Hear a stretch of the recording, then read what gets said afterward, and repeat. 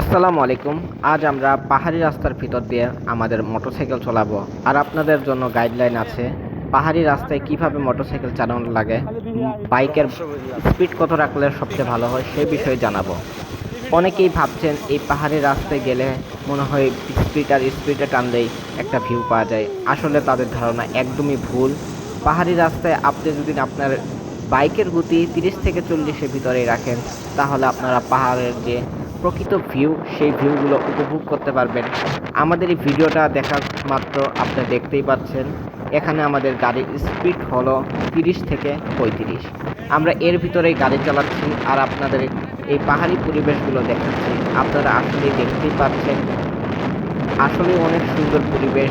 আশেপাশের যে মুগ্ধকর পরিবেশ থাকে, আপনারা যদি অল্প গতিতে পাহাড়ি রাস্তায় বিশেষ করে এরকম স্পিডে বাইক চালান, তাহলে আপনারা আসলেই ভালো একটা ভিউ পাবেন এবং প্রকৃতির যে সুন্দর মধুময় যে পরিবেশ রয়েছে সেই পরিবেশকে সুন্দরভাবে আপনারা উপভোগ করতে পারবেন। তো আজকের ভিডিওটি আমাদের এতটুকুই।